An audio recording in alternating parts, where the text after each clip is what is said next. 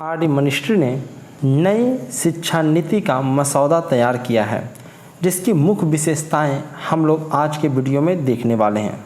इस मसौदे की मुख्य बातें हम लोग इस वीडियो में देखेंगे, जो कई कम्पिटिटिव एग्ज़ाम खासकर यूपीएससी के एग्ज़ाम्स और जनरल नॉलेज के लिए भी आप लोगों के लिए काफ़ी इम्पॉर्टेंट होने वाला है। हम लोग चूँकि शिक्षा के क्षेत्र से जुड़े रहते हैं, तो हम लोगों को ये जानना जरूरी है कि क्या विशेष मुख्य चेंजेस आने वाली है हमारी शिक्षा नीति में। जब से बीजेपी की गवर्नमेंट आई थी, तभी से ये कयास लगाए जा रहे थे कि सबसे ज़्यादा अगर उनका फोकस होगा तो भारत की जो शिक्षा नीति है, जो कि अंग्रेज़ों के काल से चली आ रही है, मैकाले की शिक्षा पद्धति, उसको बदलने की आवश्यकता थी, जिसकी राह में आगे हमारी सरकार बढ़ चुकी है। तो नए शिक्षा नीति की ड्राफ्टिंग हो चुकी है। इसकी मुख्य चीज़ें हम लोग देखने वाले हैं। चलिए स्टार्ट करते हैं। मेरा नाम है अभिनंदन कुमार आज़ाद और आप लोग देख रहे हैं यूट्यूब चैनल एएसके आज़ाद मैकेनिकल इंजीनियरिंग शांति क्लासेज। तो आगे बढ़ते हैं। सबसे पहले हम लोग बात करते हैं स्कूली शिक्षा के बारे में। शुरू करने से पहले आप लोगों से आग्रह है, यदि आप लोग मेरे चैनल पर नए हैं तो मेरे चैनल को सब्सक्राइब कर लीजिए, बेल आइकन को क्लिक कर दीजिए और वीडियो को लाइक कर दें। तो चलिए स्टार्ट करते हैं। सबसे पहला है 2025 तक पूर्व माध्यमिक शिक्षा का सार्वभौमिकरण। ये पहला लक्ष्य रखा गया है। इसमें क्या क्या किया जाएगा उसके बारे में हम जानते हैं कि हमारा 2025 तक जितने भी पूर्व प्राथमिक शिक्षा है उसको सार्वभौमिकरण किया जाएगा। इसके तहत आंगनबाड़ियों को मजबूत किया जाएगा, नए प्री स्कूल खोले जाएंगे, प्राथमिक शिक्षा के साथ लिंक किया जाएगा और मध्याह्न भोजन कार्यक्रम जो है अभी चल रहा है उसमें और विस्तार किया जाएगा। नेक्स्ट है आपका 2025 तक सभी के लिए मूलभूत साक्षरता यानी कि संख्यात्मकता का विकास किया जाएगा। उसमें क्या होने वाला है उसमें देखते हैं। भाषा, गणित, गुणवत्ता शिक्षण सामग्री पर ध्यान, ये कोशिश किया जा रहा है साइंस और विज्ञान की पढ़ाई पर विशेष ध्यान दिया जाए, उसमें प्रोत्साहित किया जाए, इस पे विशेष ध्यान होगा और इसे कंपलसरी करने का सरकार का सोच है कि वो मैथ, गणित और साइंस विज्ञान विषय को कंपलसरी करे। हर किसी को पढ़ना है, हर किसी को उसमें पास होना है, इस प्रकार का कंपलसरी वो करे। नेक्स्ट है नेशनल ट्यूटर कार्यक्रम, ये भी इसके अंतर्गत है। स्कूल की तैयारी मॉड्यूल। नेक्स्ट है उप रचनात्मक निर्देशात्मक सहायता कार्यक्रम। शिक्षक छात्र अनुपात 1:30 से कम हो, यानी कि 30 विद्यार्थी पर कम से कम एक टीचर तो हो। इससे ज़्यादा हो कोई दिक्कत नहीं है, पर कम से कम हर एक 30 बच्चों पे एक टीचर हो, ऐसा 2025 तक का लक्ष्य रखा गया है कि भैया तब तक ये चीज़ें पूरी हमें कर लेनी है। ठीक है। आगे नए पाठ्यक्रम और शैक्षणिक संरचना को भी डिजाइन किया जा रहा है। उसमें क्या किया जा रहा है कि 5+3+3+4 डिजाइन, इस प्रकार से डिजाइन किया गया है आपकी शिक्षा पद्धति को। और ये पढ़ाई आपको 3 साल के आप अगर हो जाते हैं बच्चे, तब से 18 साल तक आपको ये पूरा कंप्लीट कर लेना है। इसमें क्या है बात, सबसे पहला है मूलभूत चरण, जो पूर्व प्राथमिक है। ठीक है, वो आपका 1 से 2 जिसको आप कह सकते हैं। उम्मीद करता हूँ आप ये 5+3+3+4 डिजाइन से आप परिचित होंगे। इसमें क्या है, मूलभूत चरण होगा जिसे आप पूर्व प्राथमिक और ग्रेड 1 और 2 क्लास जिसे कहते हैं, फर्स्ट क्लास सेकंड क्लास जो कहते हैं, उसमें आप पढ़ेंगे। ठीक है, जो मूलभूत चरण कहलाएगा। प्रारंभिक चरण जो ग्रेड 5 तक आपका चलता है, 3 ग्रेड से आपका 5 क्लास तक। ठीक है। मध्यम चरण में 6 क्लास और 8 क्लास के जो बच्चे हो मध्यम चरण में आएंगे। माध्यमिक चरण में आपका 9 से 12वां तक के बच्चे जो आएगा माध्यमिक चरण में आएंगे। केवल शैक्षिक पूर्ण संरचना, स्कूलों की कोई भौतिक पूर्ण संरचना नहीं। कहने का मतलब है नई शिक्षा जो प्रणाली है, जो नया चीज़ लाना जा रहा है, उस संरचना में शिक्षण चीज़ों को इम्प्रूव करने की कोशिश है। शिक्षण संस्थानों को इम्प्रूव करने की कोई विशेष उस पर चर्चा, उस पर बल नहीं दिया गया। जो नया मसौदा उसमें इस बात पे नहीं है कि हमको कितने स्कूल खोलने हैं, स्कूल में क्या क्या व्यवस्था करनी है, इन सब चीज़ों के बारे में जिक्र नहीं है। उसमें मेन रूप से जिक्र है शिक्षा पद्धति के बारे में, शिक्षण के बारे में। ठीक है, शैक्षणिक जो शिक्षण संबंधी पाठ्यक्रम है उसको में क्या बदलाव करने हैं, कैसे पढ़ाना, इन सब चीज़ों की चर्चा है। स्कूलों से रिलेटेड कोई भी चर्चा आपको नई पाठ्यक्रम और शिक्षण संरचना में नहीं है। नेक्स्ट हम लोग को देखना है पाठ्यक्रम और शिक्षा शास्त्र का परिवर्तन। तो ये किया गया है नया जो आपका शिक्षा मसौदा आया है उसमें, इसमें जो है वह भाषा दक्षता, वैज्ञानिक स्वभाव, सौंदर्य बोध, नैतिक तर्क, डिजिटल साक्षरता, भारत का ज्ञान, सामायिक का विकास करना, ये उसका मूल उद्देश्य होगा। हमारे शिक्षा जो पाठ्यक्रम तैयार किया जाएगा उसका मुख्य उद्देश्य हमारा यही होगा। ठीक है। नेक्स्ट है राष्ट्रीय पाठ्यक्रम की रूपरेखा को सभी भाषाओं में संशोधित किया जाएगा। ठीक है। कई बार देखा होगा आप लोगों ने एनसीईआरटी को जो ट्रांसलेट करते हैं उसमें ट्रांसलेशन में काफ़ी कमजोरियां होती है, उस तरह से भाषा में उतना डेवलपमेंट नहीं होता है। ठीक है, क्योंकि उसको सीधे सीधे ट्रांसलेट करते हैं वो भावनाएं उसकी ख़त्म हो जाती है। जब भी आप एक से दूसरे में ट्रांसलेट करते हैं तो उसके जो फीलिंग्स हैं उसको भी बरकरार रखना होता है, पर ये आपको एनसीईआरटी बुक में नहीं मिलती। तो उसको करने की कोशिश की जाएगी कि राष्ट्रीय पाठ्यक्रम की रूपरेखा को सभी भाषाओं में संशोधित किया जाएगा। ठीक है। भारतीय भाषाओं में उच्च गुणवत्ता वाले नए पाठ्य पुस्तकें आएगी। ठीक है। जो भाषाएं हैं, भारत में एक भाषाएं नहीं है, हर एक अलग अलग जगहों पर अलग अलग भाषाएं चलती है और उस भाषाओं में आपको अच्छी गुणवत्ता की पुस्तकें लाई जाएगी। ठीक है। उस भाषा के लिए स्पेसिफिक बुकें लाई जाएगी। दूसरा है लचीला एकीकृत पाठ्यक्रम और मूल्यांकन। लचीला होगा, बहुत फ्लेक्सिबिलिटी होनी चाहिए आपके पाठ्यक्रम में, और एकीकृत फ्लेक्सिबिलिटी मतलब होता है बच्चों के पास चॉइस होनी चाहिए। ठीक है। ऐसा नहीं कि ये चैप्टर एकदम पढ़ना है नहीं तो फेल हो जाओगे, ऐसी नहीं होनी चाहिए। उसकी तो थोड़ी सी चॉइस होनी चाहिए, फ्लेक्सिबिलिटी होनी चाहिए थोड़ी। ठीक है। एकीकृत पाठ्यक्रम और मूल्यांकन, एकीकृत होना चाहिए एकदम, और पाठ्यक्रम और मूल्यांकन जो भी होना चाहिए वो सभी की सभी एकीकृत होनी चाहिए। नेक्स्ट है आपका देश में हर बच्चे के लिए समान और समावेशी शिक्षा। यह है आपका कि देश के सारे बच्चे हैं उसको सबको समान शिक्षा मिलनी चाहिए और समावेशी शिक्षा मिलनी चाहिए। ठीक है। कम प्रतिनिधित्व वाले समूहों, जिसको हम URG कहेंगे, पर विशेष ध्यान हमें मिलना चाहिए। इसमें कम प्रतिनिधित्व जिसमें है उन समूहों पर हमारा विशेष ध्यान होना चाहिए। जैसे लिंग पे हमें ध्यान होना चाहिए, जैसे महिलाओं पे, ट्रांसजेंडर पे, इस पे आप ध्यान नहीं देते हैं तो इस पे हमें विशेष ध्यान होना चाहिए। उनकी शिक्षा व्यवस्था, मतलब उनको भी ध्यान में रख के हमारे शिक्षा व्यवस्था को बनाना है। ठीक है, ताकि महिलाओं का भी ध्यान रखा जाए शिक्षा व्यवस्था में। सामाजिक संस्कृति कहने का मतलब जिसका प्रतिनिधित्व कम है, यानी कि जो आपकी जिसकी आबादी कम है, ठीक है, जिसका मतलब जिसको रिजर्वेशन जिसको मिल रहा है, आबादी के अनुसार रिजर्वेशन मिल रहा है, जो लोग कम है, जैसे पिछड़े लोग हैं, बहुत अनुसूचित जनजाति, उनको पाठ्यक्रम में उसका भी ध्यान रखा जाना है, विशेष ध्यान रखा जाना है। ठीक है। जैसे अनुसूचित जाति है, अनुसूचित जनजाति है, अति पिछड़ा वर्ग है, मुस्लिम समुदाय है, प्रवासी मजदूर हैं, इन सबों का विशेष ध्यान पाठ्यक्रम में रखा जाना चाहिए। ठीक है। चाहे आप पढ़ाते वक्त उसके पाठ्यक्रम में डालिए या फिर उन लोगों का भी ध्यान रखिए कि वो लोग भी पढ़ पाते हैं कि नहीं पढ़ पाते हैं। ठीक है। तो सामाजिक संस्कृति, इन लोगों की भी संस्कृति को आप ध्यान रखें, इन लोगों की संस्कृति को भी विशेष उसमें जगह लें, ताकि लोग जो हैं, बच्चे जो हैं, वो उनके बारे में ज़्यादा से ज़्यादा परिचित हों। ठीक है। अब जैसे आपके मुस्लिम आपके आसपास नहीं रहता है तो आप मुस्लिम को नहीं जानते हैं, आप कहीं चले गए, उनके कल्चर में आप चले गए तो आपको दिक्कत होगी। तो अगर आप उसके बारे में पढ़ा है आपने, ठीक है, तो आप उनको समझेंगे। अगर समझेंगे तो उनको, अगर कभी उनके साथ रहना पड़ा तो उसके साथ एडजस्ट कर लेंगे कि बच्चे उनसे जान रहे हैं। तो जो लोग की प्रतिनिधित्व कम है उसके बारे में भी उसको भी सही जगह मिलनी चाहिए, विशेष उस पर ध्यान होना चाहिए। नेक्स्ट है विशेष आवश्यकताएँ, जैसे सीखने और शारीरिक अक्षमता।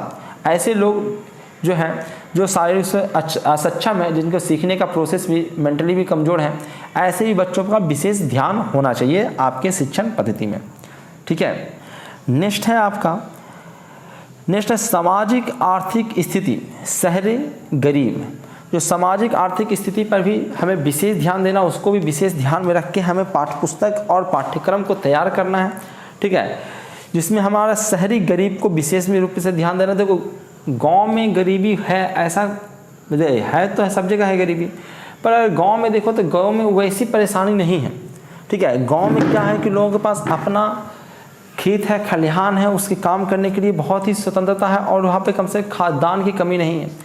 वहाँ भिखारी भी है तो उसको खाने की दिक्कत नहीं आएगी। ठीक है। क्योंकि वहाँ उपज हो रहा है। ठीक है। वहाँ पे हर जगह फसलें रहेगा, वो तोड़ के भी फले भी खा सकता है, पर शहरों में ऐसी स्थिति नहीं है। तो शहर के गरीबों की स्थिति बहुत ज़्यादा दयनीय है। तो सामाजिक आर्थिक स्थिति पर, शहरी गरीब पर, इस पर भी हमें ध्यान देना है। नेक्स्ट है मुस्लिमों और अन्य शैक्षिक रूप से अल्पसंख्यकों को प्रोत्साहित करने के लिए हस्तक्षेप। ठीक है, तो ये भी आपको इन सब चीज़ों पे विशेष ध्यान देगी। आपकी नई जो शिक्षा पद्धति है उसमें जो विशेष बातें हैं उस पर विशेष ध्यान दिया गया है। ठीक है, नेक्स्ट आपके रणनीति, ये तो है कि इस सब चीज़ों पे ध्यान दिया गया है। इसके बाद है रणनीति क्या बनाया गया है, इस पर भाई क्या कर रहे हैं लोग। ठीक है, तो है वंचित क्षेत्रों में विशेष शिक्षा जोन, जहाँ वंचित क्षेत्र है, ठीक है, वहाँ पे विशेष शिक्षा जोन बनाना है, राष्ट्रीय छात्रवृत्ति कोष बनाना है। ठीक है, उसके बाद है लक्षित जिलों में वित्त पोषण और सहायता प्रदान करना है। लक्षित जिला जहाँ पे हमने टारगेट किया है जो डिस्ट्रिक्ट को, ठीक है, उसमें हमको वित्तीय पोषण देना है, यानी पैसे वैसे का सहायता देना है और सहायता प्रदान करना है। ठीक है, URG शिक्षा भर्ती, URG शिक्षा भर्ती भी हमें करना है। ठीक है, और नेक्स्ट है आपको 25:1 शिष्य और शिक्षक अनुपात होना चाहिए। जिसमें मैंने अभी बताया कि कम से कम आपको 30 बच्चों पे एक टीचर की आवश्यकता है, जो नया कहा गया है। इसी को रणनीति रखा गया है कितना भाई कि 25 पे एक शिक्षक होने चाहिए। समावेशी स्कूल वातावरण और पाठ्यक्रम, समावेशी होना चाहिए, यानी समावेशी मतलब सभी चीज़ों का समावेश होना चाहिए। समावेशी स्कूल वातावरण होना चाहिए और पाठ्यक्रम भी आपका उसी अनुसार होना चाहिए। सभी चीज़ का उसमें समावेश होना चाहिए। ऐसा नहीं कि हमें किसी पर्टिकुलर चीज़ों पे फोकस है और बाकी चीज़ों को हम लोगों ने छोड़ दिया है। मदरसों स्कूल, जिसे हम गुरुकुल कहेंगे, मदरसों गुरुकुल पाठशालाओं को अपने परंपराओं को संरक्षित करने और NCF को सिखाने और एकीकृत करने के लिए प्रोत्साहित किया जाए। ठीक है, तो आप जानते हैं कि मदरसे चल रहे हैं। ठीक है, मुस्लिम लोग जो शिक्षण संस्थाएं चलाते हैं उसको मदरसे के नाम से चलाते हैं। ठीक है, गुरुकुल चलाता है जो हिंदू शिक्षण संस्थाएं चलाती है, जिसमें खासकर संस्कृत वगैरह पर फोकस किया जाता है, जो मतलब अपना संस्कृति उस पर फोकस किया जाता है, वो गुरुकुल में करते हैं। पाठशालाएँ यानी कि बहुत सारे लोग अपना अपने शिक्षण संस्थाएं चलाते हैं, जिसको अलग अलग नाम देते हैं। खास करके अलग अलग धार्मिक जो संस्थाएं हैं वो अपना स्कूल चलाती हैं। ठीक है, तो उसका अलग अलग नाम देती है। तो उसका पर्टिकुलर ये रीजन होता है कि हम अपने धर्म के बारे में बच्चों को बताएं, प्रचार करें, बच्चों को धार्मिक बनाएं। ठीक है, तो अपने धर्मों के बारे में प्रचार करते हैं। तो उनको कहा गया कि देखो, मदरसों को बंद करने के बजाय उन्होंने क्या किया है कि वो ज़रूरी है, और मैं भी ये मानता था कि ज़रूरी है मदरसे की तरह तो आपको गुरुकुल भी खोलना चाहिए। कि कुछ लोग अगर चाहते हैं कि हम अपने संस्कृति, अपने रीति रिवाज, अपने धर्म के बारे में लोगों को बताएं, तो ज़रूरी है गुरुकुल। बच्चों को धर्म के बारे में धार्मिक होना बहुत ज़रूरी है कि बच्चे धर्म को जानें। ठीक है, देखो अंधविश्वास और धर्म में अंतर होता है। धर्म को जानोगे अपने आप अंधविश्वास दूर हो जाएगा। तो इनको लोगों को विशेष सहायता होनी चाहिए ताकि वो परंपराओं को संरक्षित रख सकें। ठीक है, क्योंकि आपका जो लोकल स्कूल, देखो एक होगा CBSE स्कूल जो NCERT के पाठ्यक्रम को फॉलो करेगा, NCERT। ठीक है, तो NCERT तो अपना एक नेशनल वाइज बनाएगा, पर आपका एक लोकल स्कूल है, तो लोकल जो वहाँ पे ज़रूरत है वो सब चीज़ भी तो पढ़ाना पड़ेगा आपको। जरूरी है ना कि NCERT से सिर्फ आपका काम चल जाएगा। NCERT तो पूरे देश के लिए बनाया ना। एक लोकल आपका जानता है, यहाँ पे अलग अलग भाषाएं हैं, अलग अलग कल्चर है, अलग अलग रहन सहन है। ठीक है, तो वहाँ के लोगों को वो सब चीज़ें बताना पड़ेगा ना कि यहाँ पे ऐसे रहा जाता है, ऐसे यहाँ के लोग रहते हैं, ऐसे बोलते हैं, इसका मतलब ये होता है। हर चीज़ वहाँ के लोकल चीज़ें तो बताओगे। ठीक है, तो इसके लिए ज़रूरी है कि वहाँ पे जो लोकल परंपराएं हैं उसको संरक्षित रखा जाए। संरक्षित तभी रखेगा जब आप बच्चों को ऐसी चीज़ें सिखाओगे। इसके लिए आपको जो लोकल मदरसे हैं, गुरुकुल है, पाठशालाएं हैं, उसमें आपको विकास करना पड़ेगा, उसको आपको सहायता प्रदान करनी होगी। ऐसा नहीं कि उसमें रोक टोक करें कि आप ये नहीं पढ़ा सकते हैं। मदरसा में कुछ चल रहा है, वो कुरान पढ़ा रहे हैं तो वही कुरान नहीं पढ़ा सकते हो। जैसे आप गुरुकुलों में भी व्यवस्था कीजिए कि वो वेद पढ़ा सकें। वो भाई एक्स्ट्रा चीज़ पढ़ रहा है तो बच्चा, तो आपको तकलीफ क्या है? कोई तकलीफ तो नहीं होना चाहिए भाई। आपने NCERT ने सिलेबस फिक्स किया कि इतना सिलेबस तो पढ़ना है, इतना पास हो जाओगे तो हम पास कहेंगे। चलिए ठीक है, इतना पास कहेंगे, आप पास करेंगे, हम आपको अपने बच्चों को इतना सब्जेक्ट हम पास करवा देंगे। पर इसके अलावा अगर हम अपने बच्चों को सिखाना चाहते हैं तो आप मना नहीं कर सकते, क्योंकि हमारे बच्चे हैं वो। ठीक है, तो उसको हम कुछ गलत चीज़ थोड़ा ना सिखा रहे हैं, हम अपनी परंपराओं से उन्हें अवगत करा रहे हैं। तो अपने परंपराओं को संरक्षित रखने के लिए, अपने देश की परंपराओं के, अपने लोकल परंपराओं को सुरक्षित रखने के लिए ऐसी चीज़ों को हमें सपोर्ट करना है। NCF को सिखाने और एकीकृत करने को प्रोत्साहित किया जाए। शहरी गरीबों पर ध्यान देना है। शहर के जो गरीब हैं उन पे भी ध्यान देना है कि वो भी कैसे पढ़ें। शिक्षा भी महंगी नहीं होनी चाहिए, तो उन पे भी हमें ध्यान देना है, उनकी भी व्यवस्था करनी है। ये आपका मसौदे में रखा गया है बातों को। ठीक है, उसके बाद देखिए HRD मिनिस्ट्री इसको क्या क्या संशोधित करके क्या क्या लागू करती है, किन किन चीज़ों को अमल में लाती है। 2025-2030 तक का ये लक्ष्य है, ठीक है। उसके बाद है यूनिवर्सल एक्सेस एंड रिटेंशन। इसमें हम लोगों का क्या किया गया है, क्या क्या विशेष बातें हैं उस पर हम लोग ध्यान देते हैं।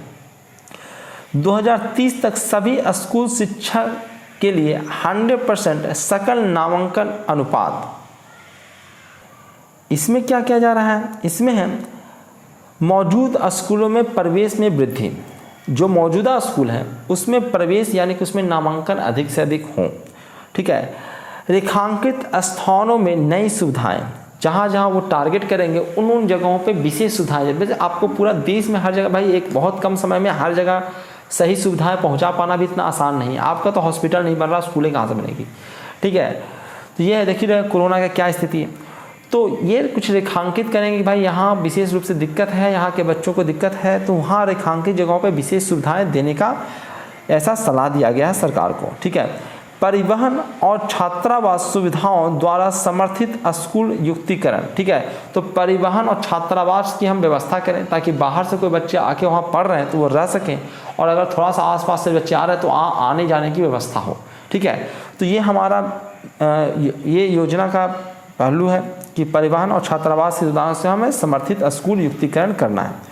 उपस्थिति ड्रॉप आउट स्कूल के बाहर के बच्चों और सीखने के परिणामों पर नज़र रखना, ठीक है। तो बहुत है कि भाई कितने बच्चे उपस्थित हैं, ड्रॉप आउट बच्चे कितने हो गए हैं, स्कूल के बाहर से बच्चे रह के कितने बच्चे सीख रहे हैं, इन सभी चीज़ों पर नज़र रखा जाए।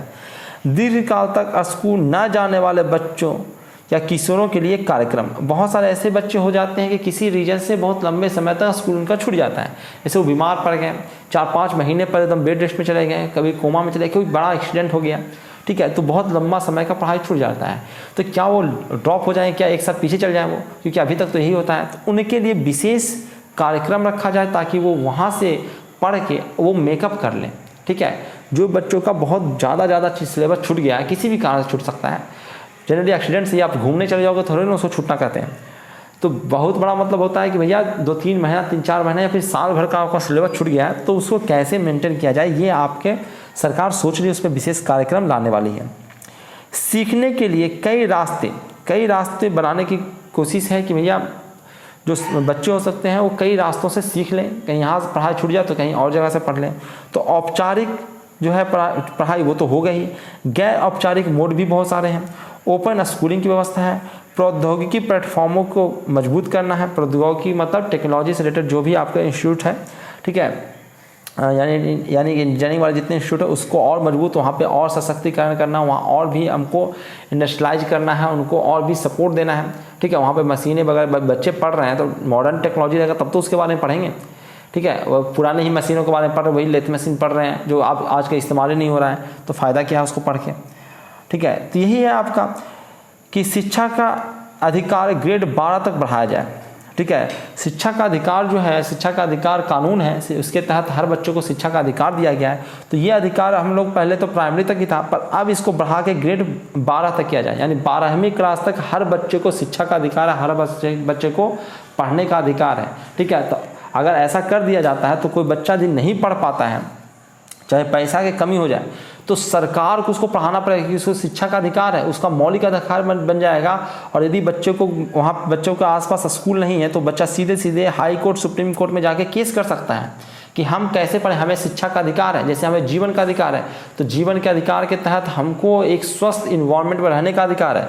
यदि आसपास स्वस्थ इन्वायरमेंट नहीं है, एक हेल्दी इन्वायरमेंट नहीं है, पॉल्यूशन है, तो हम इसके खिलाफ सरकार पे केस ठोक सकते हैं कि हमको जीवन का अधिकार का हनन हो रहा है। उसी प्रकार से यदि बच्चों को शिक्षा का अधिकार हो जाएगा तो हर बच्चा सरकार पे केस कर सकता है कि यहाँ पे स्कूल क्यों नहीं है, क्योंकि यहाँ पे हमको शिक्षा का अधिकार, तो शिक्षा दो, अब हमारा अधिकार हमको देना, दो वो अधिकार, हम अधिकार हमसे छीन नहीं सकते। हमारे पास पैसा नहीं है तब भी सरकार, अगर बच्चों को शिक्षा का अधिकार है तो बच्चों को फ्री में सरकार को पढ़ाना पड़ेगा, ठीक है। तो यही है आपका शिक्षा का अधिकार, ठीक है।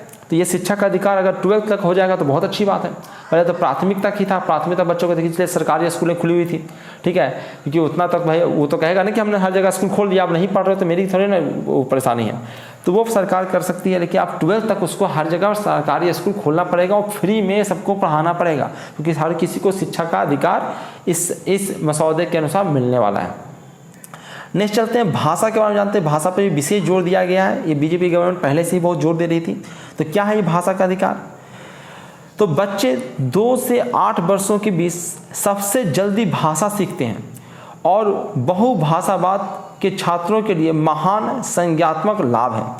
ठीक है, तो जो बच्चों में भाषा सीखने का सबसे अच्छी उम्र होती है वो 2 से 8 वर्ष मानी जाती है। इसके बाद भाषा सीखने में आपको बहुत ज़्यादा दिक्कत होगा।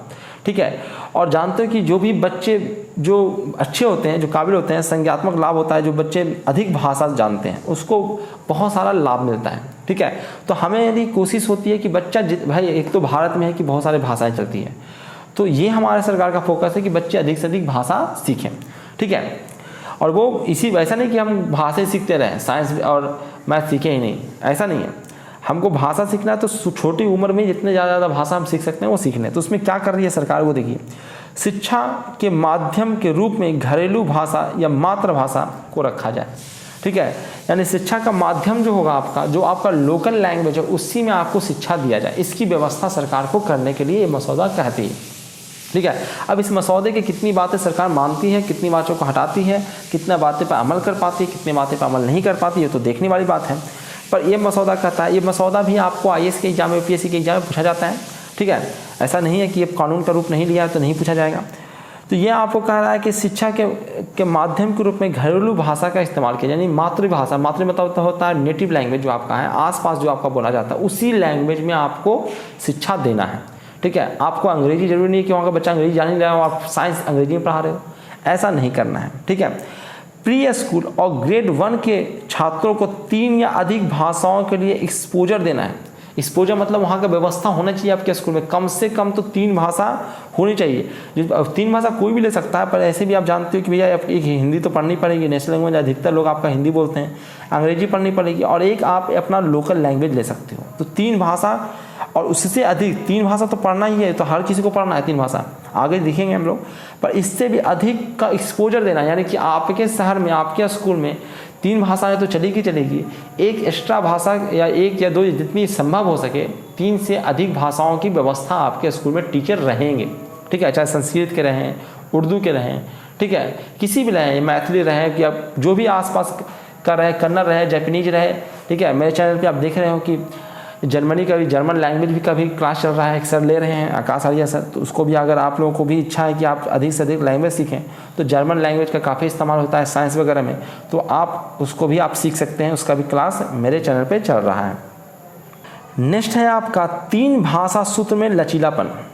3 भाषा सूत्र जो रखा गया है कि भाई 3 भाषा कम से कम बच्चों को सिखाना है, ये हम ये लक्ष्य रखा गया, तो उसमें थोड़ा सा लचीलापन होना चाहिए। ज़्यादा नहीं कि टारगेट की 3 भाषा सीखना है। तो क्या है उसमें लचीलापन में? तो छात्र जो ग्रेड 6 से 7 में है, क्लास 6 से 7 में है, वे 3 भाषाओं में से एक या एक से अधिक बदल सकते हैं। ठीक है, ऐसा नहीं कि आपने जो भाषा ले लिया उसी को आपको पढ़ना है, तो आप चाहें तो आप छोटे क्लासों में कुछ और भाषा रख सकते हैं। जैसे आप 6 से 7 में गए हैं तो वहाँ पे भाषा को आप बदल सकते हैं। ठीक है, तो उसमें थोड़ा सा लचीलापन रहे कि हमने इतना देर तक ये पढ़ा, हमको इसमें कमांड नहीं हो रहा है, तो हम कुछ दूसरे लैंग्वेज को पढ़ना चाहते हैं, तो आप, या फिर अपनी सहूलियत के लिए आप, हो सकता है कि आपने शहर चेंज कर लिया। ठीक है, तो आप चाहते हो कि नहीं अब हम दूसरा लैंग्वेज पढ़ना चाहते हैं, तो उसमें भी थोड़ा सा लचीलापन रहेगा। ठीक है, कि आपको जो अच्छा लगे, जो भी लैंग्वेज पढ़ना हो, आप 3 लैंग्वेज पढ़ना है तो कोई भी आप 3 लैंग्वेज सेलेक्ट कर सकें। ठीक है, नेक्स्ट है आपका केंद्र और राज्य सरकार द्वारा बड़ी संख्या में क्षेत्रीय भाषा के शिक्षकों की भर्ती। ये कहा गया भाई अब क्षेत्रीय भाषा को सिखाना है आपके स्कूल में। ठीक है, जरूरी नहीं कि बच्चों को पढ़ना जरूरी है, 3 भाषा आपको पढ़ना है, आप चाहे क्षेत्रीय भाषा पढ़ें या फिर कोई आप मॉडर्न भाषा ले लें या फिर विदेशी भाषा ले लें, पर व्यवस्था जो आपके स्कूल के में रहेगा वही लोग है ना। तो भाई शिक्षक भी तो हर जगह पे ऐसा तो नहीं है कि जर्मन भाषा हर स्कूल में पढ़ाया जाए, टीचर भी तो चाहिए उतना। तो आपका ये होना चाहिए जो क्षेत्रीय भाषा है उसी पे ज़्यादा फोकस रहेगा। तो क्षेत्रीय भाषा बोलने वाले, पढ़ाने वाले शिक्षकों की भारी मात्रा में भर्ती करनी पड़ेगी उन्हें। ठीक है, जैसे आपका कुछ कन्नड़ भाषा हो रही है, ठीक है, चाहे बंगाल में बंगला हो रहा है, तो वो सब भाषा को आपको उसके शिक्षक रखने पड़ेंगे आपको उसको सिखाने के लिए, तो वो शिक्षकों की भारी मात्रा में भर्ती होगी। ठीक है, तो आप लोग अगर ऐसे लोकल लैंग्वेज आप जानते हैं तो आप लोग बढ़िया हैं। जैसे संस्कृत अगर कोई टीचर जानते हैं या पढ़ाते हैं तो आप लोगों की बहुत अच्छी बात है कि आपको बहुत भर्ती होने वाला है, तो आप लोग उसके लिए तैयार रहिए, बीएड वगैरह कर लीजिए, आपको तुरंत सरकारी नौकरी लगने वाली है। ठीक है, या जो उर्दू पढ़ाते हैं उनके लिए भी अच्छा मौका है। ठीक है, टीचर बनने के लिए। नेक्स्ट है माध्यमिक विद्यालय के दौरान वैकल्पिक वैकल्पिक के रूप में विदेशी भाषा का चुनाव, वैकल्पिक के रूप में आप विदेशी भाषा का भी चुनाव कर सकते हैं। मैंने जैसा बताया कि आप जर्मन, जापानीज, रसियन, कोई भी लैंग्वेज या चाइनीज लैंग्वेज आप लेना चाहते हैं तो विदेशी भाषाओं को भी आप माध्यमिक विद्यालय के दौरान ही आप पढ़ सकते हैं। ऐसे जनरली हम लोग इंजीनियरिंग कॉलेज में जर्मन भाषा वगैरह सिखाया जाता है, वो भी आपका ऑप्शनल रहता है, आप सीखना चाहते हैं तो सीखिए। जो विदेश जाना चाहते हैं बच्चे, उन लोगों के लिए वो सीखते हैं, ठीक है। जो विदेश में ही जॉब क्लास कर रहे हैं तो उन लोगों को सिखाया जाता है, वो सीखते भी है। तो ये माध्यमिक विद्यालय से भी ही आपको विदेशी भाषाओं का ज्ञान दिया जाएगा।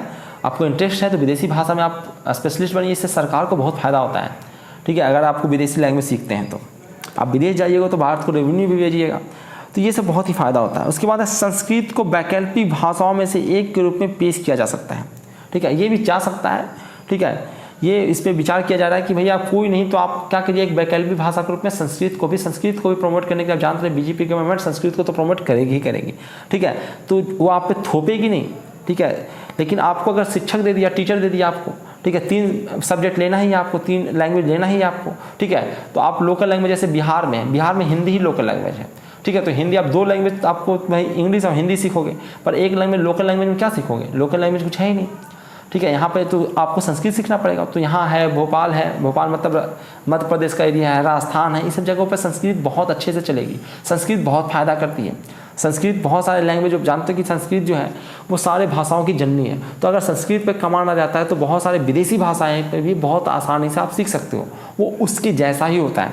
तो संस्कृत से ये फ़ायदा होगा। दूसरा, आपका कल्चर भी रीस्टोर होगा, फिर से आपका कल्चर लौटेगा। आपको पुरानी जो किताबें हैं, जो अब क्या हो गया कि आप हिंदी अनुवाद पढ़ते हो, अनुवाद पढ़ने में आपको दिक्कत आती है कि अनुवाद में हूबहू अनुवाद कर दिया, उसका भाव नहीं रहता है। तो अगर आप पुरानी किताबें पढ़ने लगोगे तो बहुत सारी चीज़ जो हमारा छूट गया है, जिसको हम भूल गए, वो सब चीज़ें हमारा धरोहर है, जिसके बारे में दुनिया नहीं जानती, वो सब चीज़ों को हम लोग जान लेंगे। नेक्स्ट है, स्कूलों में तमिल, तेलुगु, कन्नड़, मलयालम, उड़िया, पाली, फारसी और प्राकृत सहित अन्य शास्त्रीय भाषाओं और साहित्य का शिक्षण दिया जाएगा। तो ये सब बहुत अच्छी बात है, बहुत पुराने लैंग्वेज है ये, इसको रिस्टोर करना चाहिए। सब अंग्रेजी के पीछे ना भागे। देखो रसिया है, रसिया का नेशनल लैंग्वेज क्या है? वो लोग रसियन सीखता है, चाइनीज सीखता है, चाइना के लोग, ठीक है। कोई अंग्रेजी के पीछे नहीं भागता। एक हमारा ही कंट्री है कि अंग्रेज चले गए, अंग्रेजी हम लोग पकड़े हुए हैं, ठीक है। कि अंग्रेजों ने हमारे लिए यही सोचा, क्योंकि उन लोगों को चाहिए था कि इंग्लिश लोगों को नहीं आ रही थी, तो उनको लोगों को ऑर्डर देने में दिक्कत आ रही थी, तो सब लोगों को अंग्रेजी सिखाया और आज तक हम उसी शिक्षा पद्धति को लेकर बैठे हैं। भाई हमारी जो पहले की सरकारें रही हैं उनका बस कुछ करना ही नहीं चाहती थी, जो चल रहा हो चलने दो, ठीक है। कौन माथा पच्ची करने जाए? आप सिलेबस बदलोगे तो बहुत सारे टीचर हटेंगे भी, ठीक है। बहुत सारे टीचर को लेना भी पड़ेगा।